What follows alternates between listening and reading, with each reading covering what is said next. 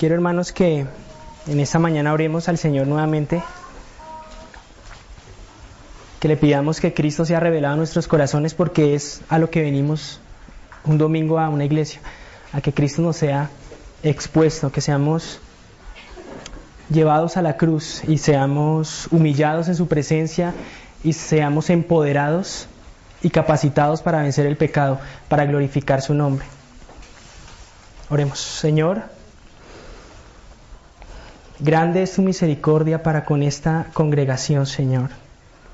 Grande ha sido tu misericordia para con mis hermanos aquí presentes, Señor.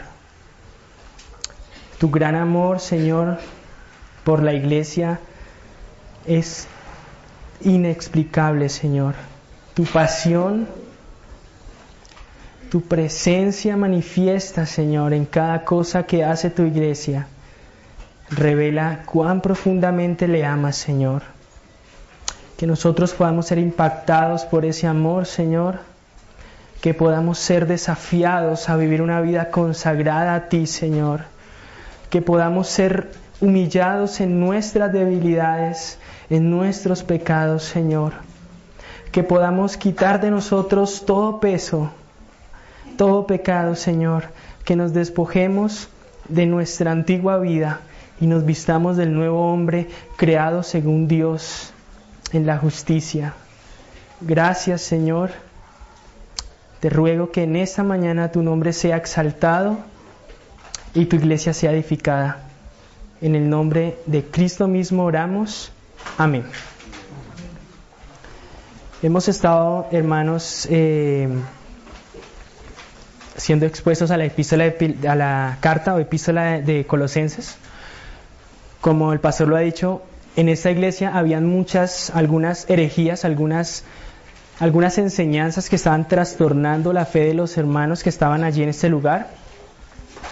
Y vemos cómo la reacción de Pablo para combatir esta enseñanza no solamente fue escribir una carta, sino establecer todo un fundamento teológico, todo un fundamento doctrinal que fuese suficiente para que esos creyentes fueran transformados en su manera de pensar, fueran llevados a depender de Cristo, fueran llevados a adorar a Cristo y fueran transformados completamente por la palabra de Dios.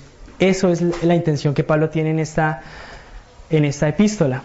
Si usted lo nota, cuando usted está leyendo Colosenses y hasta el punto donde vamos estudiando, cuando empieza el versículo 15, pareciera que se cortara allí algo y Pablo como que tiene afán de introducir algo que quiere decir. Dice: Él es la imagen del Dios invisible, el primogénito de toda creación, porque en Él fueron creadas todas las cosas, las que hay en los cielos, las que hay en la tierra, visibles e invisibles, sean tronos, sean dominios, etcétera, etcétera, etcétera. Pablo tiene afán de establecer un fundamento teológico que sea suficiente para derribar todo argumento y toda altivez que se levante contra el conocimiento de Dios en la iglesia de Dios. Amén. Pablo utiliza este recurso para fundamentar a esta iglesia en la enseñanza y en la doctrina de que Cristo es Señor sobre todo. Cristo es Señor supremo, gobernante, Rey, juez sobre todos y absolutamente todas las circunstancias de la vida. Cuando estudiamos Colosenses vemos que aprendemos varias cosas y espero que usted lo haya aprendido hasta el momento en las enseñanzas que se han dado. Y una de ellas es que la forma en que atacamos las doctrinas falsas es a través de la exposición a la sana doctrina. La doctrina particularmente ¿de quién? De Jesucristo. Pienso y creo que no estoy equivocado en que si tenemos una cristología, es decir, una doctrina, una enseñanza correcta, una perspectiva bíblica correcta acerca de quién es Jesucristo, todo lo demás puede caer en su lugar. Si conocemos quién es Dios revelado en las Escrituras, si conocemos a Cristo, quien es la misma imagen de Dios el Padre, todo lo demás caerá en su lugar. Tendremos un fundamento doctrinal claro para vivir la vida cristiana y no seremos llevados por doquiera de todo viento de doctrina. Seremos fundamentados, estaremos firmes en la palabra de Dios. Quiero, hermanos, que por favor me acompañen a Colosenses capítulo 1. Y quiero que veamos cómo Pablo utilizó este argumento teológico para fundamentar y para establecer y para fortalecer a esta iglesia.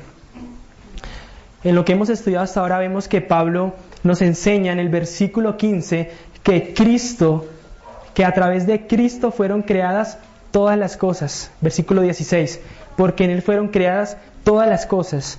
En el versículo 17 Pablo nos enseña que Cristo es antes de todas las cosas y todas las cosas en Él se mantienen unidas, en Él subsisten. En el versículo 18 Pablo nos dice que Cristo es la cabeza de la iglesia. ¿Usted nota algo común en esas declaraciones? Hay algo común en esas tres declaraciones de Pablo, y es que Cristo es Señor sobre toda la creación y Cristo es Señor sobre la iglesia. Y eso es lo que Pablo quiere comunicarle a la iglesia de Colosas. Cristo es supremo sobre la creación y Cristo es supremo sobre su cuerpo, que somos usted y yo si hemos creído en Jesucristo.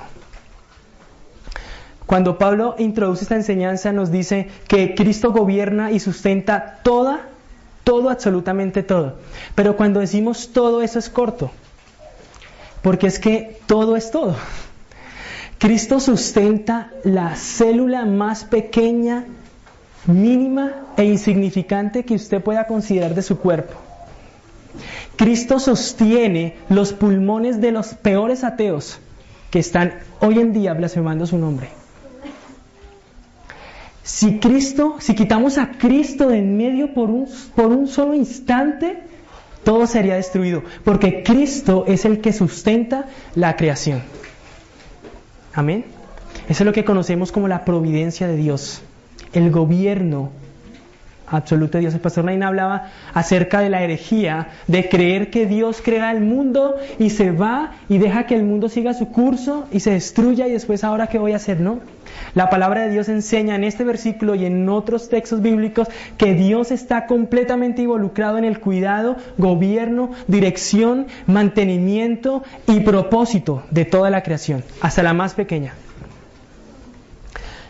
Cuando analizamos esta porción bíblica, y quiero que la leamos por un momento, hermanos, en el versículo 15, dice que Cristo es la imagen del Dios invisible, el primogénito de toda creación, porque en Cristo fueron creadas todas las cosas, las que hay en los cielos y las que hay en la tierra, sean estas visibles o sean invisibles, sean tronos, sean dominios, sean principados, sean potestades. Todo fue creado por medio de Cristo y para Cristo. Y Cristo es antes de todas las cosas y todas las cosas en Cristo subsisten. Y Cristo es la cabeza del cuerpo que es la iglesia. Cristo es el principio. Cristo es el primogénito entre los muertos para que Cristo tenga la preeminencia. ¿Por qué razón? Porque agradó al Padre que en Cristo habitase toda su plenitud. Y por medio de Cristo reconciliar consigo, es decir, con el Padre, todas las cosas, así las que están en la tierra como las que están en los cielos, a través o mediante o usando el sacrificio perfecto que Cristo hizo en la cruz. ¿Lo entiende, hermano? Pablo nos enseña dos cosas. Cristo es el gobernador sobre la antigua creación y Cristo es el gobernador sobre la nueva creación. Cristo gobernó y estuvo presente cuando Dios estaba creando los cielos y la tierra, y Cristo está y sigue estando presente en su iglesia para constituirla, para sustentarla y para llevarla a la gloria eterna. Amén. Cristo es la cabeza de la creación física, material, universal, y Cristo es la cabeza de la creación espiritual y física, que es su cuerpo, la iglesia. Y Pablo usa este argumento, hermanos, para decirle a la iglesia que ellos deben perseverar en la fe, que ellos deben creer en Cristo y solo en Cristo. No voy a repetir lo que el pastor ya ha dicho, pero ¿cómo podemos creer en ángeles? ¿Cómo podemos confesar, invocar a ángeles si Cristo es superior a los ángeles? ¿Cómo podemos creer que la materia es mala si Cristo es hombre perfecto? ¿Cómo podemos creer que si Dios crea el universo tiene que ser pecaminoso cuando Cristo mismo lo sustenta? Y ciertamente la creación está en maldición y está bajo maldición, pero como vamos a ver ahora, Dios a través de Cristo quiso reunir todas las cosas en una sola administración, en un solo gobierno, el gobierno de su amado Hijo. Pablo nos lleva hasta este punto en el versículo 18 para decirnos al final, con el propósito, al final dice, para que en todo tenga la preeminencia o la supremacía, podemos traducir también, o que Cristo sea lo principal, que Cristo sea lo principal. Pablo nos lleva hasta este punto de que Cristo es cabeza sobre toda la creación, la antigua creación, los viejos cielos y la vieja tierra, la que conocemos hoy en día. Cristo es supremo sobre esa creación y Cristo también es supremo sobre esta nueva creación que es usted y soy yo, que hemos creído en Él. Pero Pablo nos lleva un poco más allá para decirnos que no solamente es el propósito de Él establecer el fundamento de que Cristo es supremo, principal, Señor, primogénito, el principio, la cabeza, etcétera, el Señor, sino que además hay una intención más allá al llevarnos en estos versículos y es lo que vamos a estudiar el día de hoy, hermanos. Pero surge una pregunta antes. ¿Qué incluye esa nueva creación? ¿Qué incluye esa nueva creación de la cual Cristo es cabeza? Bueno, entendemos por la teología bíblica que la nueva creación es sobre los cielos, sobre la tierra y sobre una nueva raza, ¿cierto? Dios hará cielos nuevos, Dios hará tierra nueva y Dios establecerá un pueblo nuevo, santo, un real sacerdocio que le sirva eternamente. Hermanos, si usted no se sorprende de esto, quiero decirle que los ángeles ven esto y se asombran por la gran gracia y misericordia que Dios ha manifestado a través de Cristo Jesús.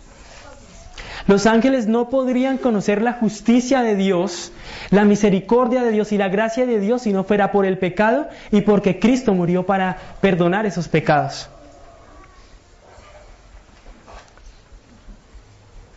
Cuando llegamos al versículo 19 y el versículo 20, encontramos que Pablo usa estos argumentos para llevarnos a un punto, para responder a la pregunta, ¿cómo obtuvo Cristo esa posición privilegiada sobre toda la creación? ¿Cómo la obtuvo? Y es de lo que quiero que hablemos el día de hoy. Dice el versículo 20.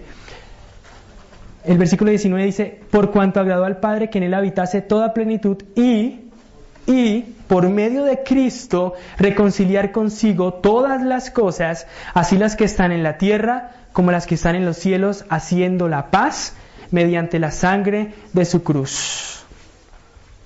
Hermanos, hoy vamos a hablar de la reconciliación suprema de Cristo.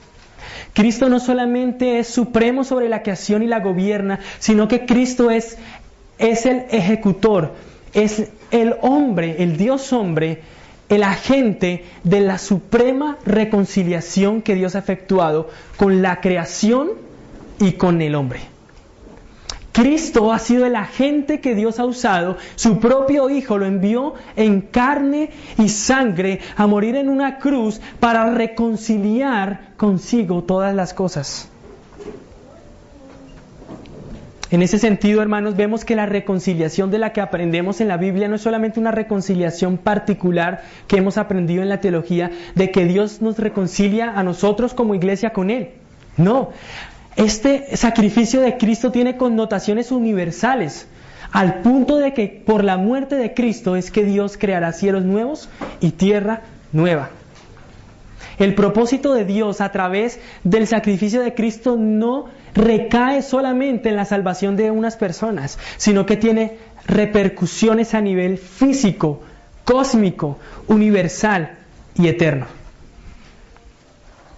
Eso es lo que nos enseña el versículo 20.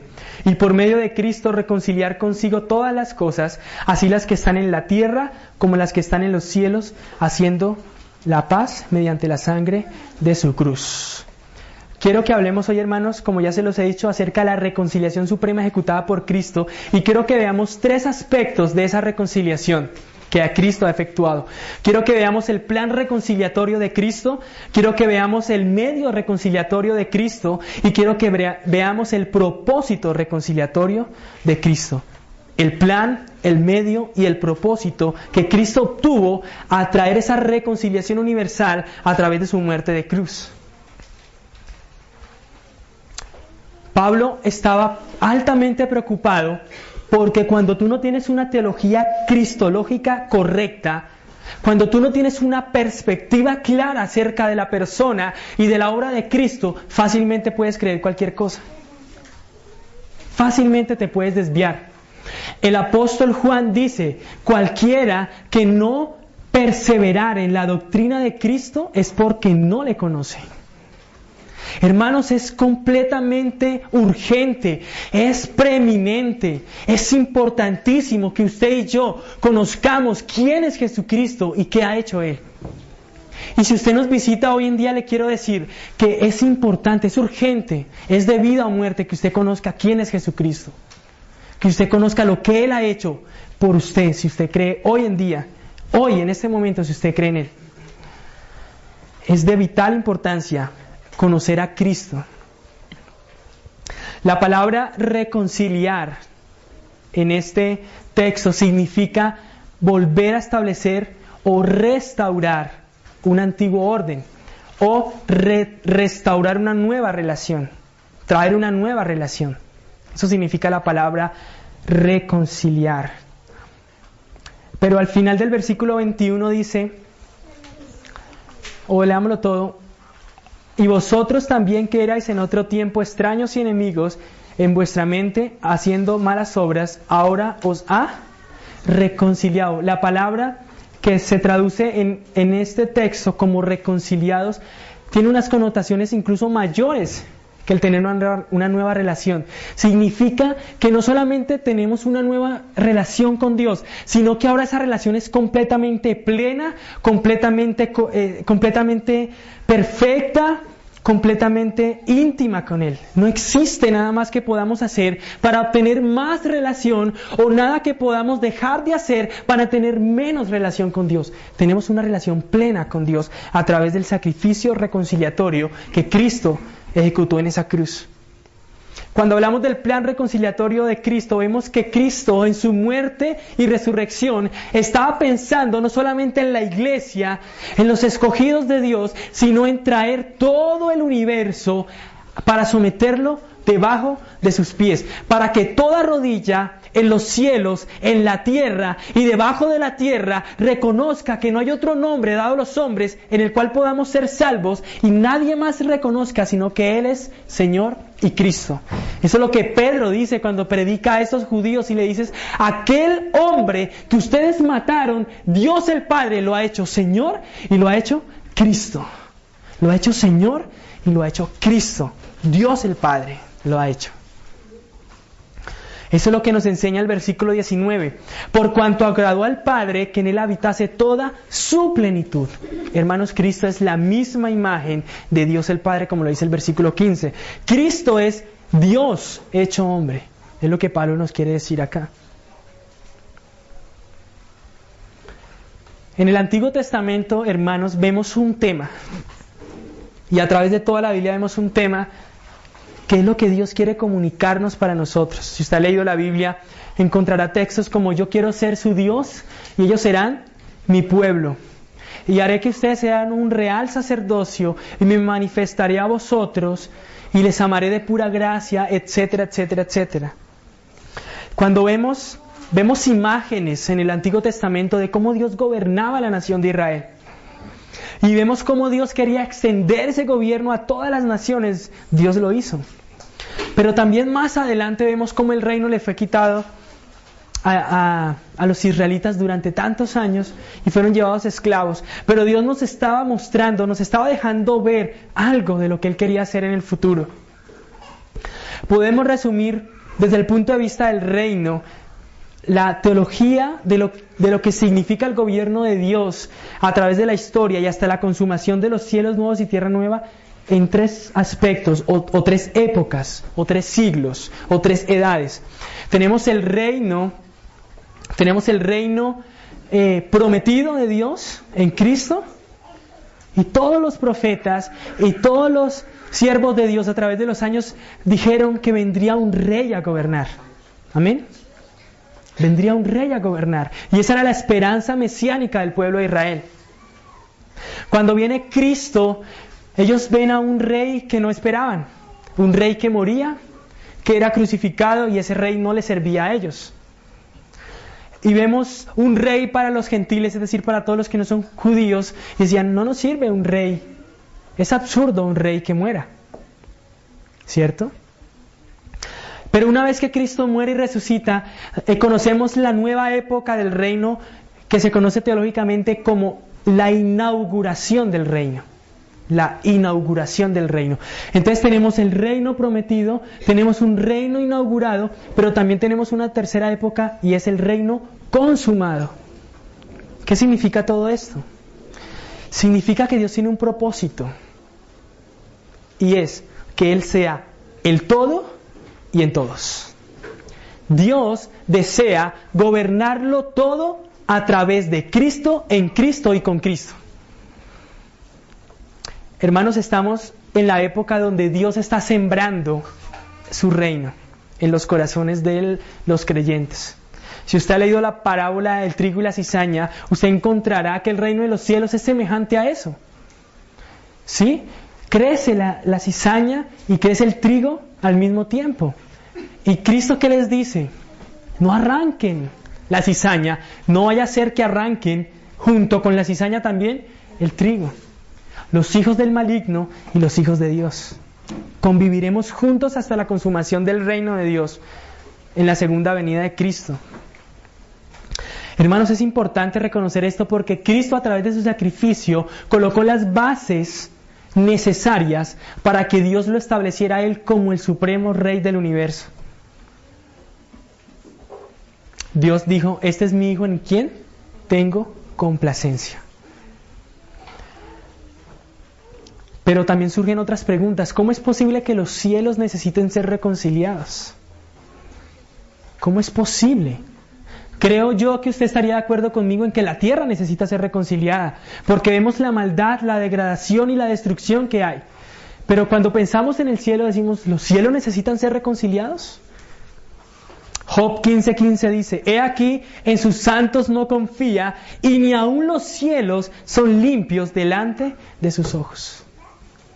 Cristo tiene que reconciliar el cielo, la tierra y a los creyentes con Dios, porque todo, hermanos, está manchado con el pecado. Si usted entiende por la teología, el pecado no se originó inicialmente en la tierra, sino en el cielo.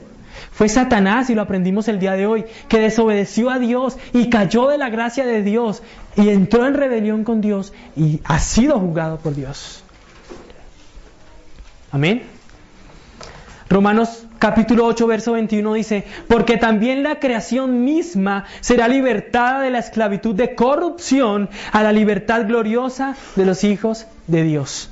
Hermanos, hay una unión inseparable entre la consumación del reino de Dios en Cristo, un cielo nuevo, una tierra nueva y nuestros cuerpos resucitados. Hay una separación. No hay una separación, hay una unión completa. Cuando la Biblia habla de esta liberación de esclavitud, está hablando de toda la creación. Y hemos visto, hermanos, que no solo el cielo necesita ser libertado, sino que la tierra, de hecho, también lo necesita. Pero también dice, 2 de Pedro capítulo 3, verso 13, pero nosotros esperamos según sus promesas cielos nuevos y tierra nueva, en los cuales mora la justicia. El Padre Nuestro, o la oración del Padre Nuestro que conocemos comúnmente, dice, hágase tu voluntad en la tierra como se hace en el cielo. Yo pregunto, ¿la voluntad de Dios se hace o no se hace? Se hace, ¿cierto? Quiero tocar un tema acá importante antes de entrar a otro punto, y es que a veces confundimos la voluntad de Dios perfecta. ¿Cuál es la voluntad de Dios perfecta? Su soberanía. Conocemos con su voluntad de Dios revelada, que es lo que Dios hace en las Escrituras, lo que Dios ha revelado en las Escrituras. Entonces surgen preguntas como, bueno, si ese gobierno de Dios existe en el mundo, ¿por qué aún hay pecado? ¿Cierto? Y tenemos que entender tantos aspectos como que Dios, por eso, si usted entiende lo que acabamos de hablar, a partir de que Cristo vino y hasta que Cristo vuelva, estamos en la inauguración del reino. ¿Sí? Dios, a través de Cristo, está sembrando en su reino. Cristo está sembrando en los corazones de la iglesia lo que conocemos como el reino de Dios, el reino de los cielos. Pero aún no vemos la consumación de ese reino de manera perfecta en nuestra sociedad y en el mundo entero. No lo vemos.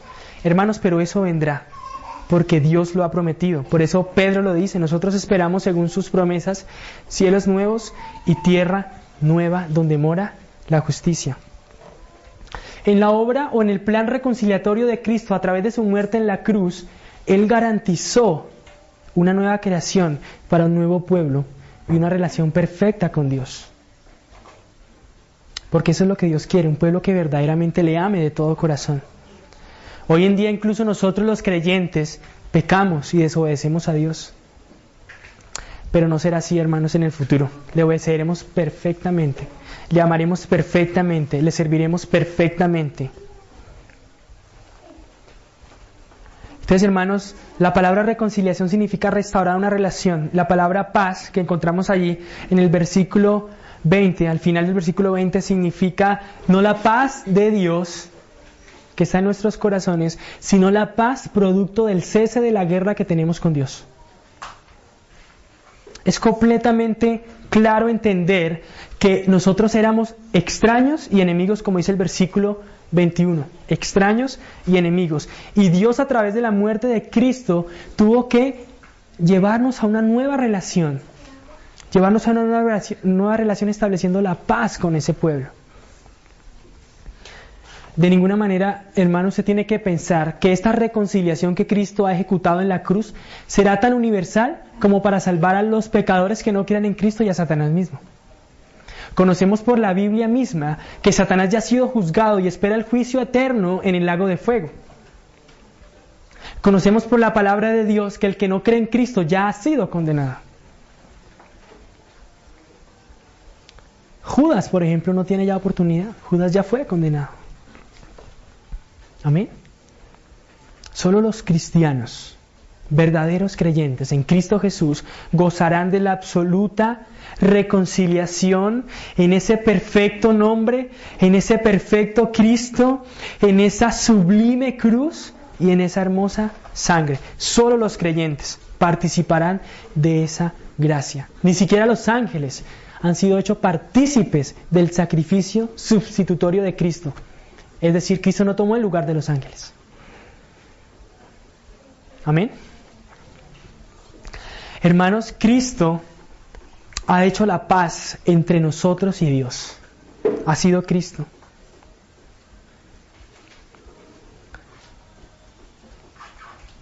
Ese plan reconciliatorio de Cristo tiene efectos presentes a través del establecimiento de su gobierno en los corazones de los creyentes, pero también tiene un aspecto futuro, que será la perfección de esas promesas que Dios nos ha dado.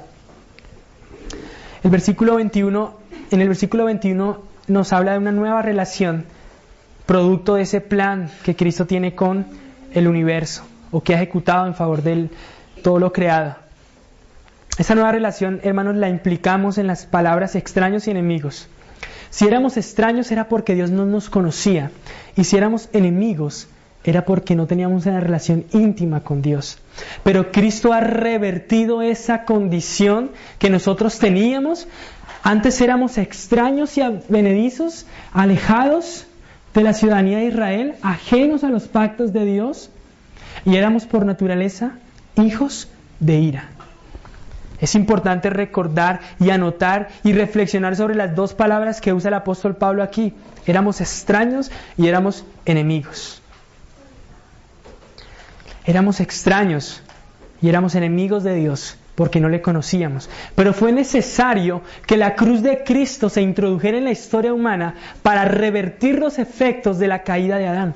Por eso cuando usted lee Romanos, usted entiende que Cristo es el segundo Adán. Cristo es el cumplimiento de lo que Adán no pudo hacer. Adán, siendo la cabeza de toda la humanidad, solo pudo maldecirla. Cristo, siendo la cabeza de la iglesia, del pueblo de Dios, solo puede edificarla, santificarla, bendecirla y dirigirla. Cristo, y solo Cristo, es el mensaje de esta carta. Yo le quiero preguntar a usted, amigo que nos visita, ¿usted ha sido reconciliado con Dios? ¿Usted ha sido reconciliado con Dios? ¿Su relación con Dios ha sido transformada de una condición de hostilidad, de una condición de guerra, a una condición de amistad, de amor, de restauración con Dios? Segunda de Corintios capítulo 2 verso 17 dice: de modo que si alguno está en Cristo, nueva criatura es, las cosas viejas pasaron, he aquí todas son hechas nuevas. ¿Las cosas viejas qué? Pasaron.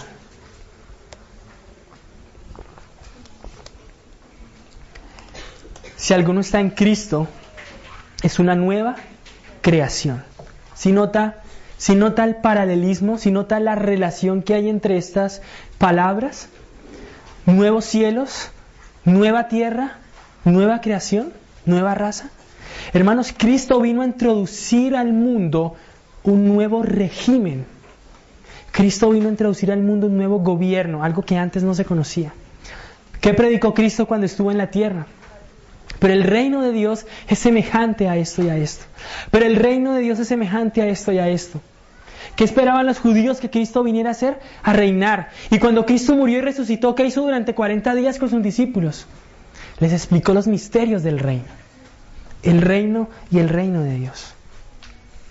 Hermanos, si estamos en Cristo somos nuevas criaturas.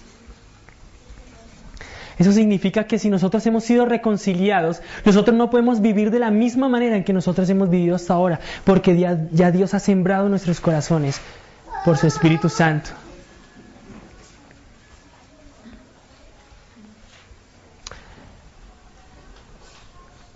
Cristo no solamente tuvo un plan reconciliatorio, sino que además lo llevó a cabo. Cristo no solamente pensó en crear nuevas, como Él mismo lo dirá en la consumación de los siglos, porque yo hago nuevas todas las cosas, sino que Él llevó a cabo ese plan de reconciliación. Y eso nos lleva a nuestro segundo punto, hermanos. Cristo no solamente tiene un plan reconciliatorio, sino que además tiene un medio reconciliatorio para llevar a cabo ese plan. Y la Biblia responde, y este versículo responde, al final del versículo 20, a esa pregunta: ¿cuál es el medio que Cristo usó para llevar a cabo ese plan? Y dice que es la muerte de su cruz. Dice que Cristo, en el versículo 20, haciendo la paz mediante la sangre de su cruz. Hermanos, Cristo tiene intenciones de reconciliar el universo creado con Dios, pero Cristo tiene intenciones particulares de reconciliar al hombre con Dios. Cristo no solamente pensó en la reconciliación necesaria que hay para toda la creación, sino también para el hombre como tal.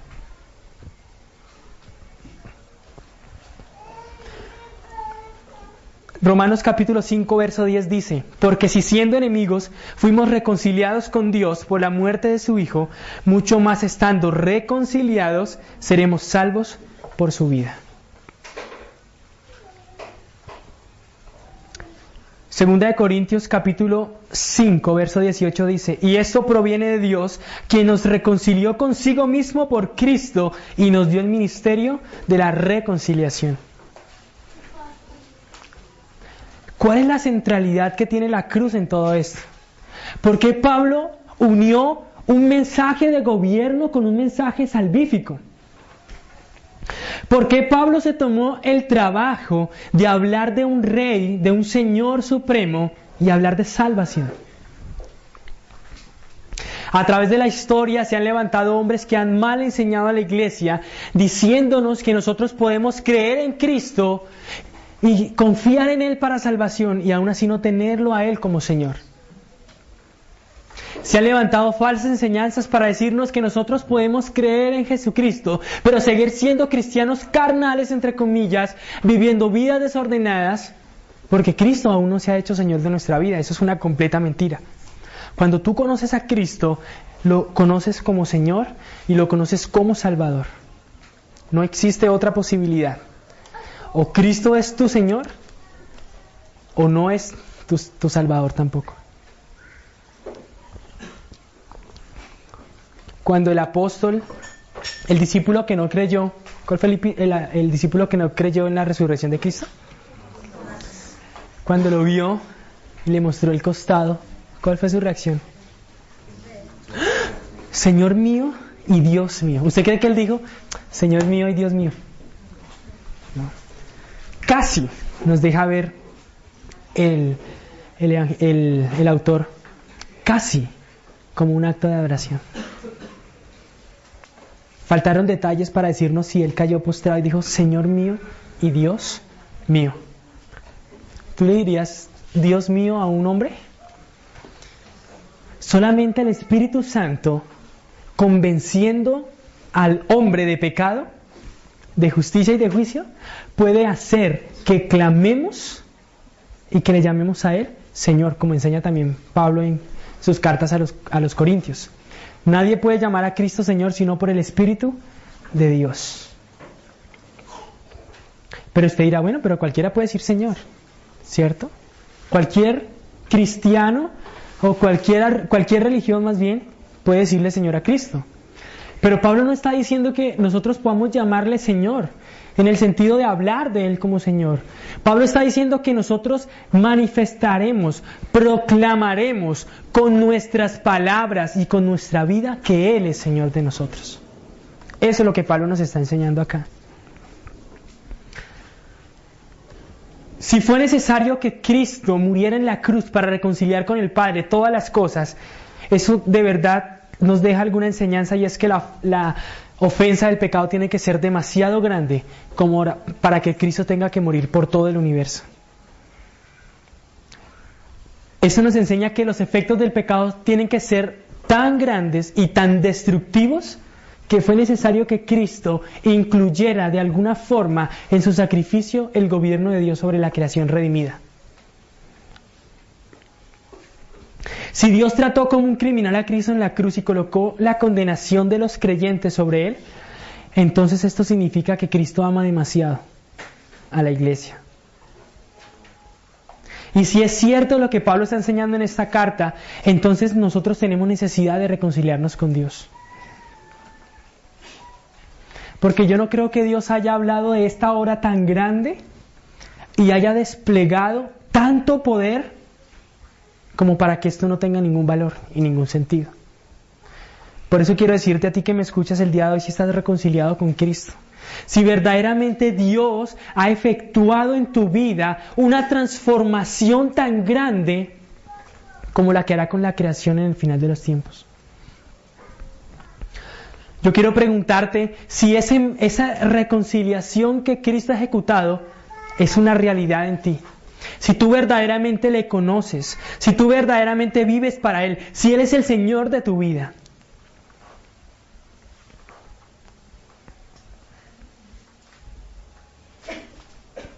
La Biblia prometía ese acto reconciliatorio y a ese Salvador, y el pueblo de Israel rechazó a ese Salvador.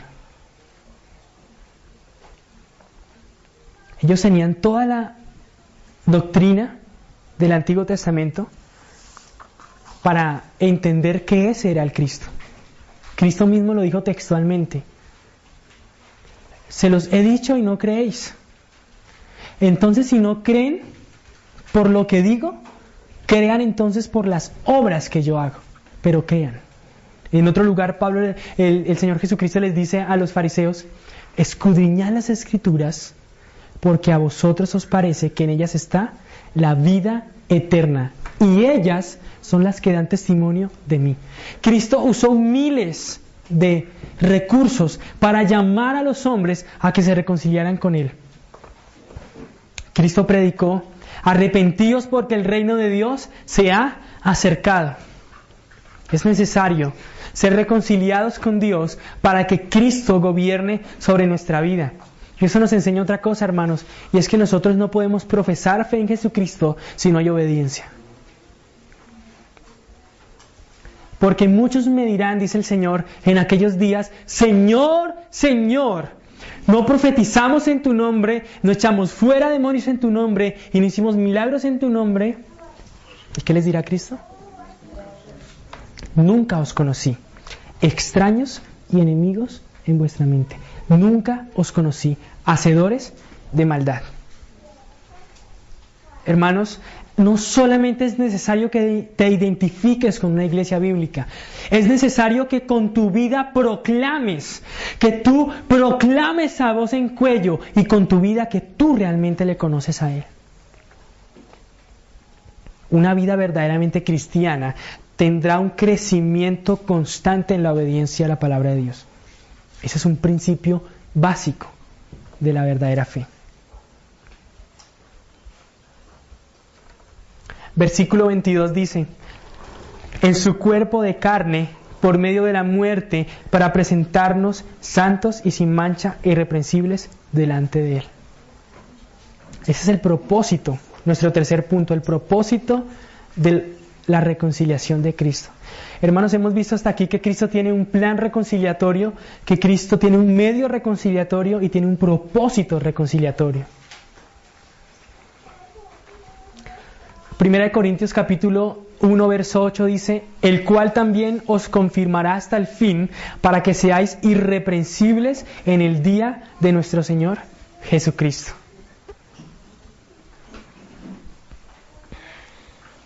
Así como hay dos palabras que acusan al ser humano que no ha sido reconciliado en el versículo 21, extraños y enemigos, hay dos palabras que bendicen al verdadero creyente en el versículo 22. Hay tres palabras, santos, sin mancha e irreprensibles delante de Él. Hermanos, el sacrificio de Cristo y el propósito reconciliatorio de Cristo en la cruz fue realizar un intercambio entre los creyentes y Él. Nosotros le entregamos nuestro pecado, nosotros le entregamos nuestra vanidad, nosotros le entregamos nuestra debilidad y Él nos entregó una nueva relación con Dios, nos entregó una vida santa, justa y nos ha hecho sin mancha delante de Dios. Eso es lo que Cristo ha hecho por nosotros. Ese ha sido su propósito. En el plan supremo de reconciliación universal que Cristo ha ejecutado, la creación ha sido reconciliada para que nosotros moremos en ella y para que Él sea nuestro pastor y para que nosotros seamos su pueblo y que seamos guiados por Él eternamente. Él nos pastoreará, dice el Salmo 23. La reconciliación que Cristo produce en el creyente establece una nueva vida en él.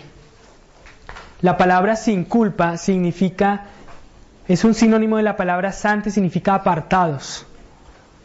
Cristo no ejecutó este acto reconciliatorio únicamente para que usted se sentara en una silla un domingo.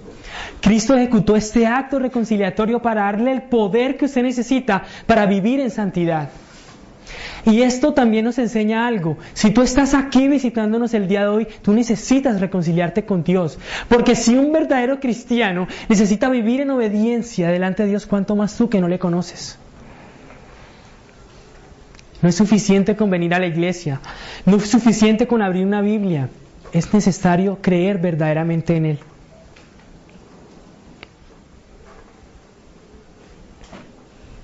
La reconciliación de Cristo también nos da una vida transformada.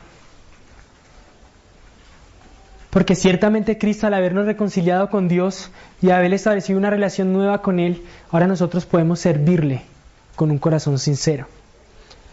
Dios luchó con el pueblo de Israel durante muchos años y los catalogó de muchas formas, y una de tantas era: pueblo de dura cerviz es este. Eso denota que eran duros, eran orgullosos para bajar la cabeza y humillarse delante del Dios Supremo. La palabra de Dios dice que los demonios creen en Dios y tiemblan. También tienen fe. Fe en Él, creen en Él. Y cuando reconocen quién es Cristo, tiemblan. Si usted recuerda cuando Cristo llega allá a la ciudad de los Gadarenos, ¿qué sucede? Cae postrado el endemoniado y dice: Señor, ¿qué vienes a hacer con nosotros, Hijo del Dios Altísimo, Jesús Nazareno, si no ha llegado nuestra hora? Eso se llama autoridad. Los demonios creen y tiemblan. Pero algunos de ustedes dicen creer en Dios y no tiemblan ante su presencia. Dicen creer en el Dios supremo, dicen creer que Él es supremo sobre la creación, que Él es supremo sobre el universo, pero no es supremo sobre su vida. Es fácil para nosotros tener un concepto teológico, pero qué difícil es vivirlo. Qué fácil es tener una exégesis y una interpretación correcta acerca de Cristo, pero cuán difícil es cultivar pasión por Él. Y ciertamente la pasión por Cristo no son las lágrimas y la emoción, pero sí es una vida constante de búsqueda del rostro de Dios, cayendo y levantándose, buscando su presencia, buscando su bendición, buscando su rostro, buscando su poder. Hay otro término que Pablo usa acá y es irreprensibles, y eso significa irreprochables, sin tacha, sin señalamiento. Cuando Cristo nos exhiba delante del Padre, no habrá quien, ni siquiera Satanás, que diga: pero Él era esto y aquello y esto otro. No existirá tal cosa. Hermanos, si les quiero decir una cosa, si usted ha querido verdaderamente en Cristo, ni siquiera el hombre le puede juzgar en su vida pasada. Porque usted es una nueva criatura en Cristo. Pero ciertamente el hombre le juzgará si usted dice tener una nueva vida, pero sigue viviendo una vida desordenada y pecaminosa delante de Él. El propósito y el acto reconciliatorio de Cristo también nos da una esperanza futura de que seremos verdaderamente transformados, que seremos eternamente bendecidos por la gloria de Dios en Cristo. Muchos creyentes dudan de su salvación. Yo creo que estas palabras deberían ser suficientes para afirmar sus corazones de que si usted le ha conocido, usted está seguro en Cristo. Usted está seguro en Cristo si Él verdaderamente lo ha reconciliado con el Padre. Lo visto hasta ahora, hermanos, debería llevarnos a someternos al señorío de Cristo por amor, por su sacrificio. Los colosenses no necesitaban otra autoridad. Los colosenses no necesitaban otro maestro. Los colosenses no necesitaban otro pastor. Los colosenses necesitaban, y usted y yo necesitamos, conocer al único y verdadero maestro, al único y verdadero Dios, al único y verdadero profeta que puede llevarnos a vivir vidas santas. Los pastores y maestros que Dios ha colocado en la iglesia son simplemente un instrumento en las manos de Dios para santificar a su pueblo. Y alguno súper espiritual dirá: entonces yo no me someto a los pastores. Porque nuestro corazón nos lleva a eso. Pero la palabra de Dios dice que debemos someternos a nuestros pastores porque ellos velan de nuestras almas. Amén. Y la palabra de Dios dice que nosotros debemos confrontar a nuestros hermanos porque Dios usará eso como un medio de gracia para llevarlo a la santidad a Él. Finalizo con esto. El clímax del acto reconciliatorio de Cristo es llevarnos a una obediencia voluntaria. A una obediencia voluntaria. El Salmo 110, y si quiero que vayamos y lo busquemos. Salmo 110, versículo 3.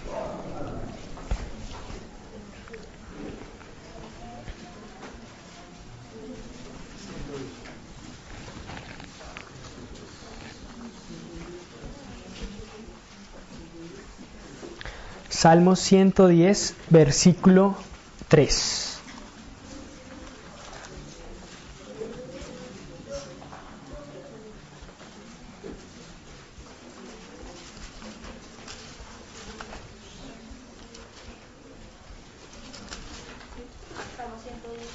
versículo 3 dice, ¿ya todo lo tienen?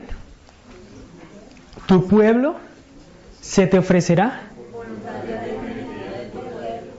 ¿Cuál pueblo? El pueblo de Dios. ¿Qué hará? ¿Cristo se enseñoreará de la iglesia a las malas?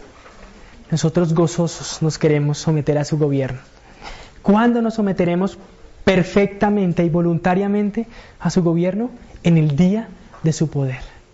Cuando Cristo manifieste toda su gloria, ese día su pueblo gozoso será presentado ante toda la creación como un pueblo humilde, sumiso y pastoreable.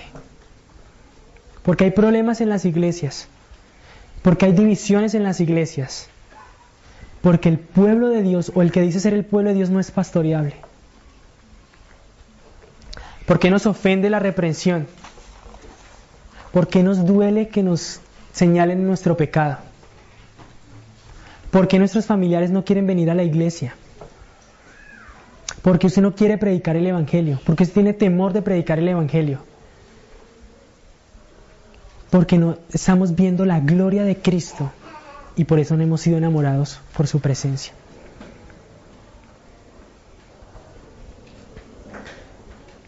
Nosotros entendemos que solamente por la gloria que podemos ver en Cristo es que nuestro corazón empieza a palpitar de deseo de conocerle y de entregar toda nuestra vida para su servicio. Dice el himno, ay, se me olvidó, dice el himno, se me fue. Gastaré mi vida en él y triunfante cantaré, cantaré, cantaré un himno de gloria, cantaré al Dios de mi historia, mi máximo amor. Ese es el corazón de un verdadero hijo de Dios. Cuando ve la gloria de Cristo en todo su esplendor, es movido a gastar su vida en Él. Hermanos, porque no existe otra cosa que pueda a nosotros satisfacernos tanto como la gloria de Cristo, como su rostro, como el conocimiento del Hijo de Dios. No existe otra cosa. No existe, hermanos. Hermanos, si esto no es real en tu vida, yo te invito a que tú examines tu corazón. Si tú no ardes de deseo por Cristo, si tú no deseas conocerle, si tú no quieres someterte voluntariamente a Él, si tú no quieres que Él sea el Señor de tu vida, que Él te pastoree, tienes que revisar tu corazón. Y no quiero traer condenación a sus vidas, pero quiero decirles que Cristo ha provisto lo necesario para ser el pastor de ustedes y mío. Cristo lo ha hecho. Hermanos, simplemente hay que obedecer la palabra de Dios. Y tenemos que ocuparnos de nuestra salvación con temor y temblor, porque Él y solo Él es el que produce en nosotros el deseo y la voluntad de hacer las cosas para su gloria.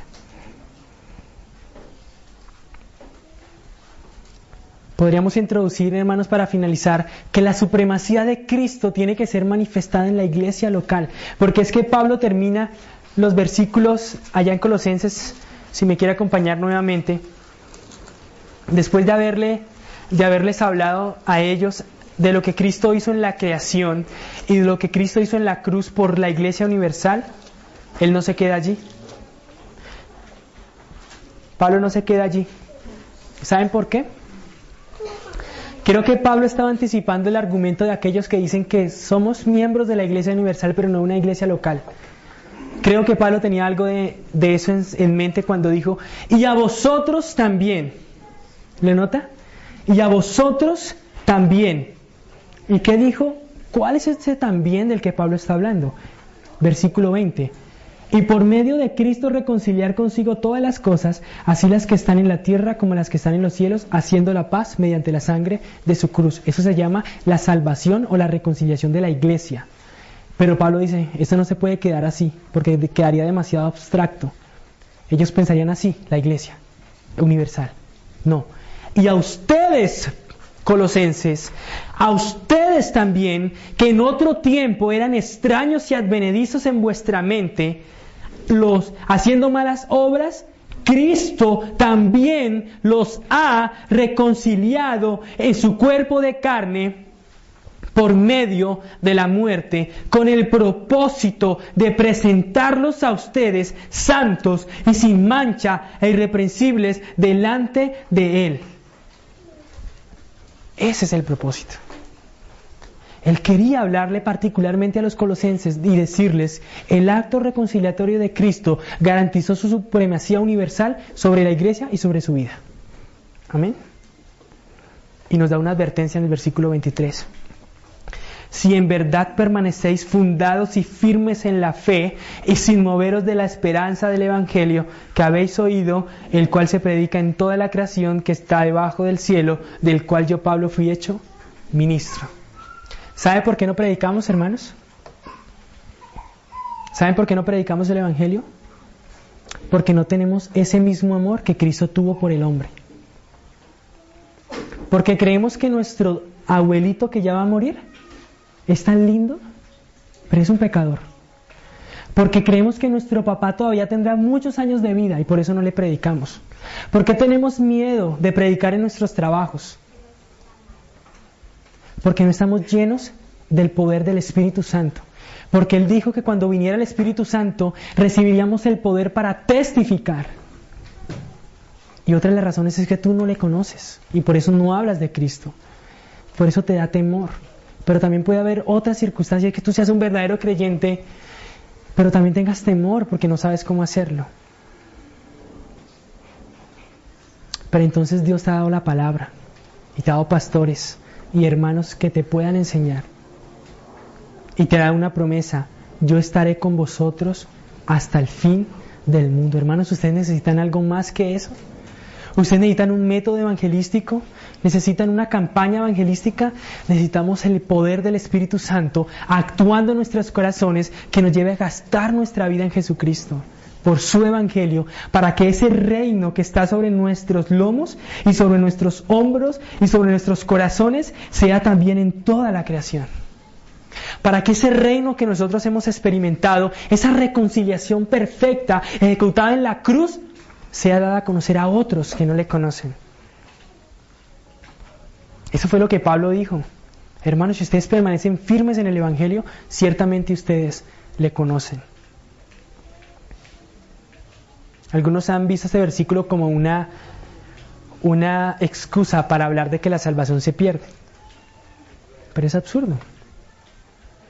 ¿Fuimos o no fuimos reconciliados? ¿Seremos salvos por su vida o no seremos salvos por su vida? Pablo no puede estar hablando de eso. Lo que sí está diciendo Pablo aquí es: si en verdad ustedes permanecen en Él, es porque son salvos, y entonces Cristo los reconcilió en el versículo 22 para presentarlos santos y sin mancha delante de Él. O la otra conclusión sería que seríamos salvos en el último momento de nuestra vida, lo cual es un absurdo. Cristo, y solo Cristo, nos ha reconciliado, y es una reconciliación completa. Por eso les dije en el versículo 21, y éramos extraños y enemigos en vuestra mente, haciendo malas obras, ahora Él nos ha reconciliado completamente. No hay nada que usted pueda hacer para ser más amado por Dios, ni nada que usted pueda dejar de hacer para ser menos amado por Dios. Dios lo ama y punto. Y no puede amarlo más. De hecho, lo ama más de lo que usted cree y de lo que usted entiende. De hecho, podríamos acercarnos un poco a entender la justicia de Dios, pero creo que jamás podremos entender el amor de Dios. Creo yo que duraremos siglos entendiendo su perfecto amor para con nosotros. Hermanos, vivamos vidas que le glorifiquen. Mantengamos la unidad de nuestra iglesia. Amemos a nuestros hermanos. Prediquemos el Evangelio. Tengamos misericordia de nuestros hermanos, de nuestros primos, de nuestros padres, de todos nuestros familiares. ¿No le parece glorioso eso que Cristo hizo? Y lo hizo por amor a usted. Si usted entiende eso, usted no puede vivir una vida de pecado. Es imposible. Es imposible. Es sencillamente imposible que usted no se someta a la palabra de Dios si usted ha reconocido el poder reconciliatorio de Cristo. Oremos. Padre, te damos gracias una vez más por tu misericordia